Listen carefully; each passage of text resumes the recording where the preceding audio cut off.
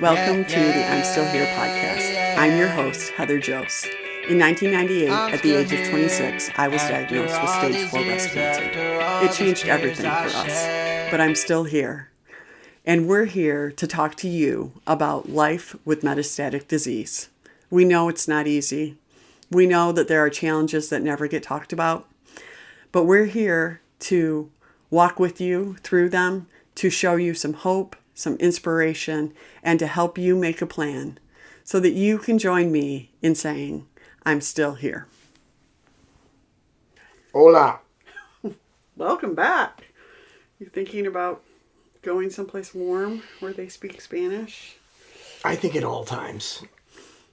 You were thinking about going someplace Most warm? days I'm thinking about going somewhere warm. I think they pretty much speak Spanish everywhere in the world. Yeah, I know. Yeah. I should have learned Spanish. It's kind of interesting for a guy who loves winter or used to love winter. Is that changing? It's changing. Yeah. When you don't snowmobile or ski or snowboard. Yeah, why? You lose that. I mean, I still like it when it snows, but that's because it could be a snow day. And I'll always love those. But no, yeah, I could do without it. Yeah. I have, now that I still work in education, but I don't get snow days. So now I found that snow days are just a pain for me because it just means rescheduling things, moving things around instead of, Yeah, it sucks for you. I know. But I know that you enjoy them. Mm-hmm. So this has been a good year, though. You've had some, but not like a million. I had the perfect number. Yeah? Because we build 6 in, and we had 6. Oh, you're saying had. True. Oh, I like it. I don't know if that's true, but we'll see. It's true. Okay. Yeah. Back roads melted. We did just have a big melt, so that means the ice is off the back roads. Yeah. Anyway, welcome to our life. All right, so today I wanted to talk about kind of living with cancer anxiety and kind of where it sits on a scale. And this kind of came about from a discussion that I was having with my therapist a few weeks ago. And she was asking me on a scale of 1 to 10, where's your anxiety with cancer? And I was like, oh, it's probably a 2. And she's like, is it ever 0? And I'm like, no, I don't know if it's ever 0. I just don't know. I think it's probably a 0 in the times when you're obviously, and you now have said you have days that you don't think about it. Yeah. It's a 0 then, but if somebody brought it up or there was a topic, you're saying it would be a 2? Well, and I'm just saying that in general, and maybe it's just been I go through phases where I do kind of, if something's wrong physically, especially, I just want you to know. I mean, I've had headaches lately. I don't know if it's weather related. If I have a headache 2 or 3 or 4 days in a row, I'm like, the idea of cancer comes up, you know, it just does. Mm-hmm. And yeah, even just, not that my foot has necessarily, but because I haven't been as active, my back's been hurting a little bit. Those things, again, you can sit with them a little bit, but it also does go, oh, what if it's, it just, I guess what I want to talk about a little bit is this is so normal that there is this ongoing, thought process in your head of, is this cancer? Do I need to freak out? Is it not? You know what I mean? Where am I at with all of it all the time? And I think it does. I think it ebbs and flows. And, there's always great relief if you have scans and get them back and they're stable, but it's just a process. It's a part of, just I guess I could ask you, physically, do you evaluate and go, oh, is something wrong? Mm-mm. Okay. No, I mean, yeah, to some extent. But for me, because one of the health issues I had is I had DVTs. I had blood clots in my arm. Yeah. And so now when I have pain, which I did yesterday when I moved my arm wrong, I go, oh, no way. That's not, because it was a pain. The pain is what alerted me to, oh, I should maybe go get this looked at. And pretty much both times I was right. Went in there and, oh, it's another DVT. And now you got to go do all this shit. So in that sense, yes, because I have a history there. But if I have a headache, I am certainly not thinking about, is it cancer? Which I know people who never had cancer that do go there. Yeah. They absolutely do. Or a pain in my knee or my back. You know, for me, I've had back surgeries. I'm not thinking about cancer because I you know what I mean? Right. But it is interesting if you think about the DVT that you do go right to it, even with the pain, with the pain in your arm. So which would translate to like any of us that are living with metastatic disease, you know, because of wherever progression may be or whatever that is, you know. How can you not?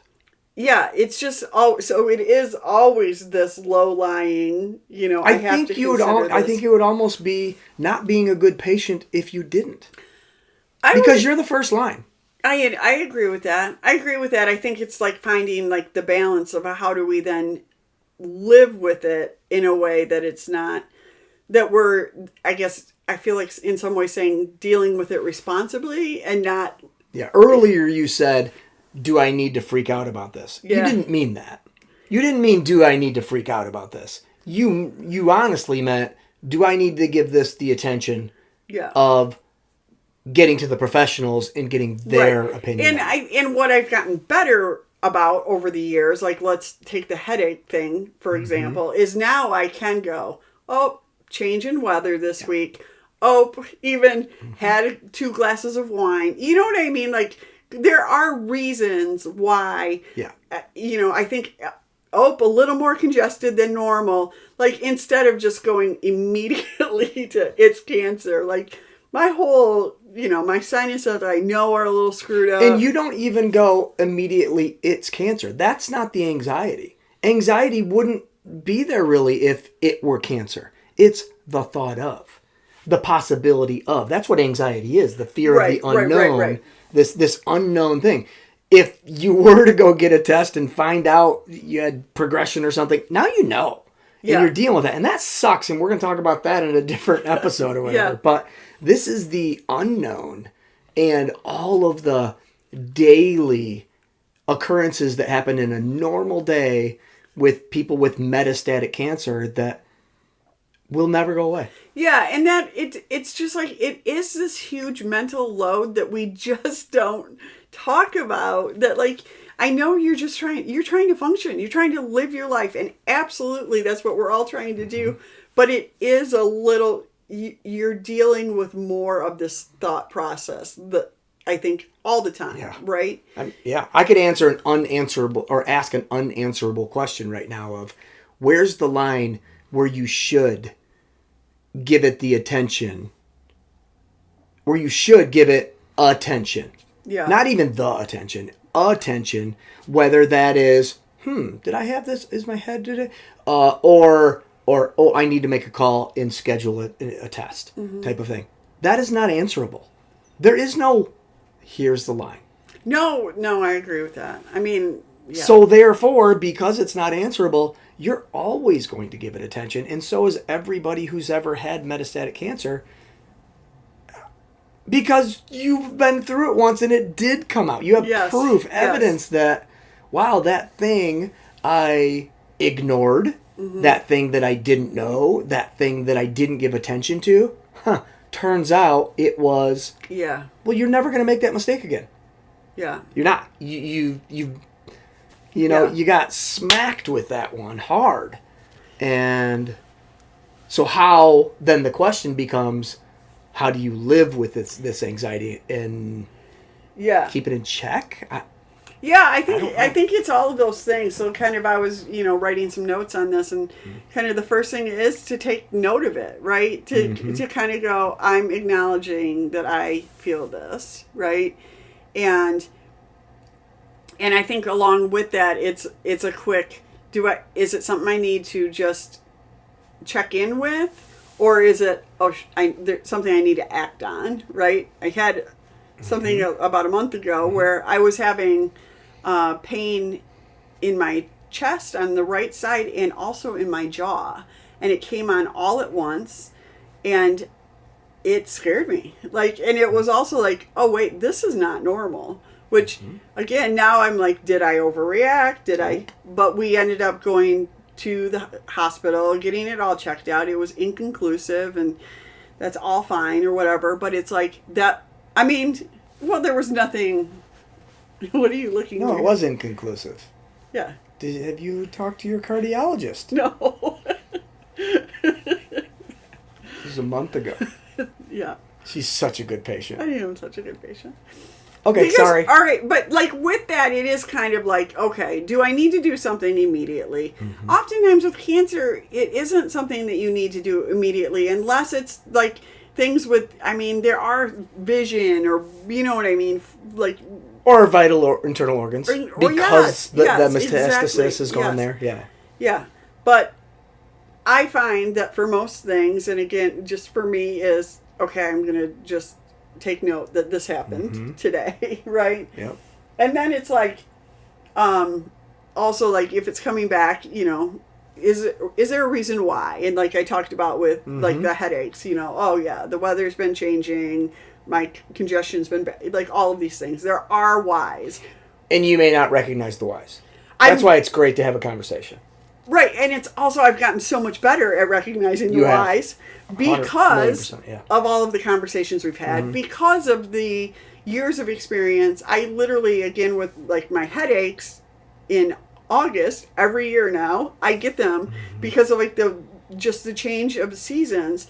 And my PCP actually pointed that out to me. Like, you've been in here 2 or 3 years in a row in the same month and I was like, oh. And then it was like, okay, cool. As long as I know it's just like no big, you know what I mean? And I do too. I get the same headaches. I get the same thing. We have very similar allergies, especially in the spring type of thing. And I don't ever think it's anything. Yeah. Because of our different experiences with that, health experiences, for sure. So, I mean, I think it is, it's asking yourself why. It's having that conversation after. For me, it's a day or two for something like that. Obviously, if it's something that feels urgent, I called you right away and we... Yeah, the heart thing, and plus, obviously, you have heart some damage because of medications taken with this.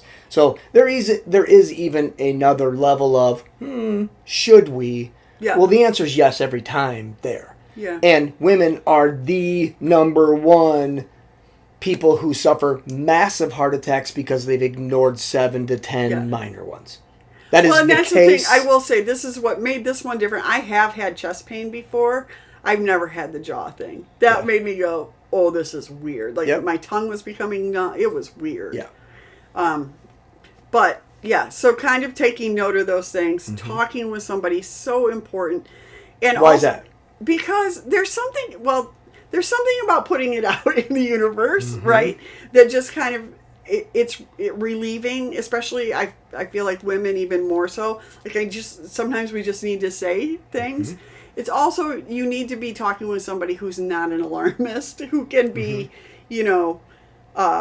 a safe place, who's going to help you with your judgment of that kind of stuff. Yeah, because to be honest with you, when you come to me with something right there, my first instinct is, what else could it be? Yeah. Besides cancer. Yeah. And I'm just going to throw those out there. Yeah. I don't know if it's, or I'm going to ask questions. Yesterday, what'd you do? Didn't you? Yeah. And I'm going to do that, and I'm going to let you put that together on making a judgment of could it be or not. But that's just I don't want it to be cancer either.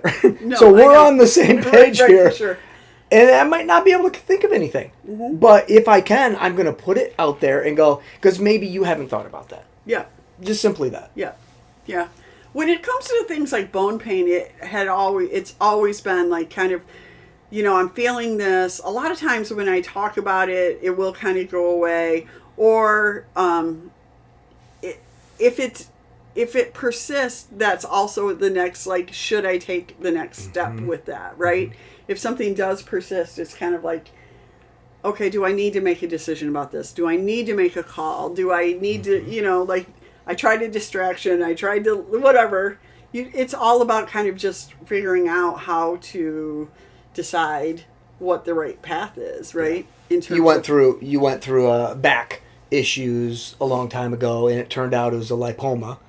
Oh, yeah. That had to be removed. But that was the lead up to that was years, probably. It was a while. A couple years of I just having this pain, and I would feel for it, and then maybe I kind of feel something, and then it was growing. Okay, that's not bone then. Was it muscle? Is it other connective tissue in there? Well, the other thing that's terrible about that is when you do go, then it especially... It's probably bad everywhere, but especially when you have cancer and you're at a local place, they're like, oh, well, we have to biopsy it. Yeah. You know what I mean? So you're always like right to, I mean, Then it's a 10. Then it's a 10. And I mean, again, with that, it ended up being a 10 for the surgery too, because the surgeon was like, if I open it up and it's cancer, I'm closing you back up. I'll never forget that too. I'm just like, you should never have... I was like... Where? This was here? It was in Mount Pleasant. Why would you do that here? I don't know. Again, I keep trying to give these people a chance, but I can't do it anymore. But it is just kind of like... Sometimes I think we need to give ourselves a little more credit, because living with metastatic breast cancer is not easy. It's not easy.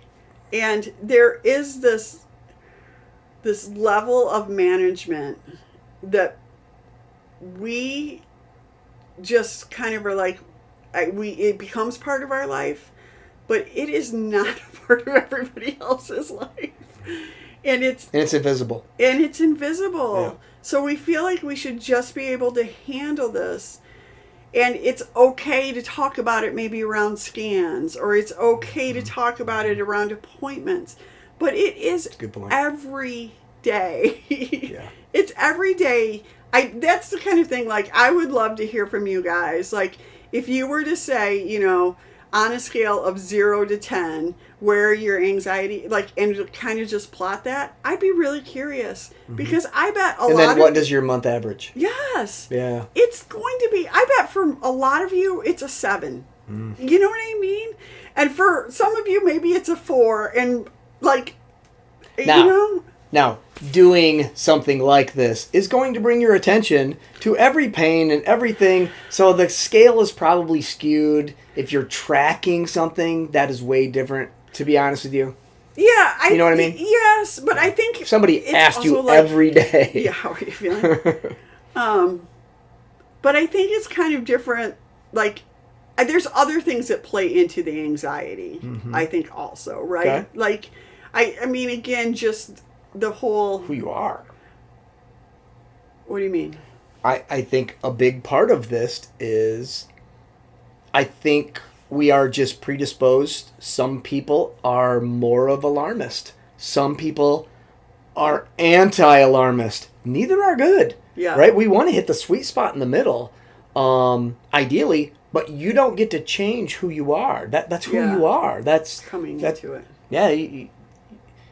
I think you can tweak it a little, but it's probably a practiced behavior of identifying and then not reacting. I mean, it's therapy. It's, for a lot of people, would have to help with that, I think. Yeah. I just think when I look at, like, that scale, there's a difference between, like, how worried are you about cancer recurrence or progression and just overall cancer anxiety, right, which also, like, is all of the things. How long am I going to be here? Will I make memories? Can I keep my job? Are we going to go bankrupt? There's a lot of, and I'm not trying to make light of any of these things, you guys, but there is all of, am I ever going to find a partner? It's, is this going to change everything with my partner? All of those kind of things are all part of that. Huge. It's all doable, though. It is doable. It's just hard.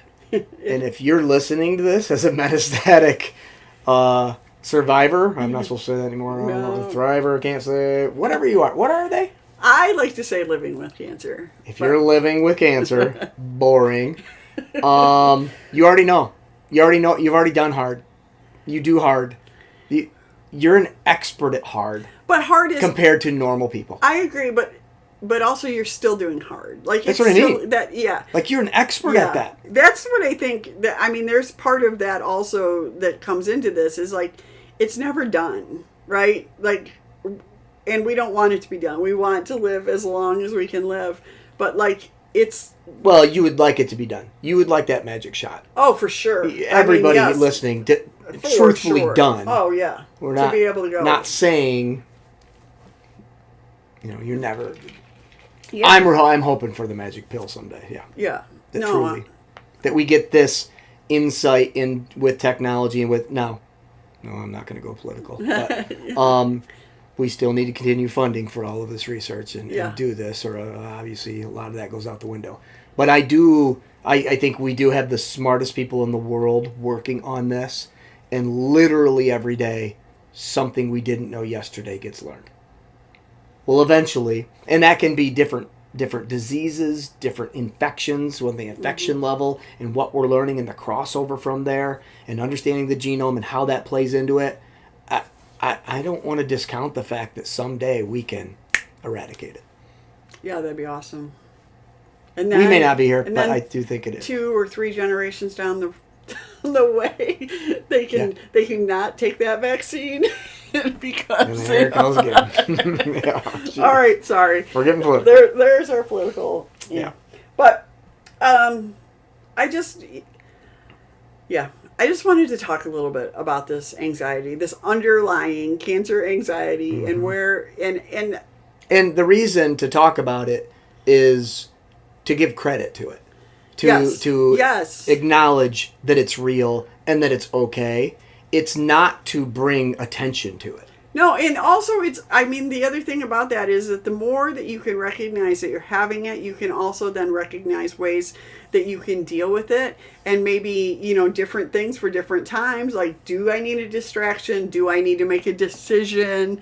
Do I, do I need to talk to somebody, do I need a friend, a discussion? Versus a... I actually wrote down a distraction, a discussion, or a decision. Yeah. Like, what needs to happen to be able to bring this down a little bit? I can handle it, but if it keeps ramping up, that's, how do I... Because you don't want to live up here. That's not good for you. It's not, it's just not the way we want to do it. So... today, we do just want to acknowledge that this is a huge part of living with this disease. And those of you who are on some sort of chat group or somewhere where multiple people with cancer are communicating, you all know this is the top, the anxiety of everything about it. Well, it just ramps up. And the reason I'm not a part of those groups is because it feeds off each other. Which is why I wanted to say, I'm not doing this to bring attention to it. I'm doing this to acknowledge it. Right. But and the acknowledgement is where am I at? How can I handle it? What do I need to eliminate or do, or all of those kind of things in terms of and if you're not sure about that pain, about that whatever thing, you absolutely should make a call. Yeah. And talk to somebody who does this for a living. Yeah. Who has the knowledge to give you advice on should you come in or not, or hey, it's probably just this.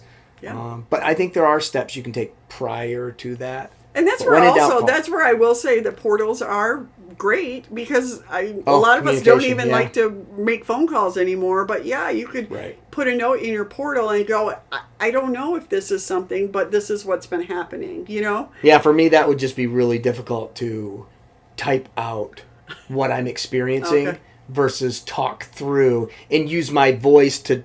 So they really understand, hey, I don't think it's that, I can't type that, the way I talk. I don't know. I'm old. I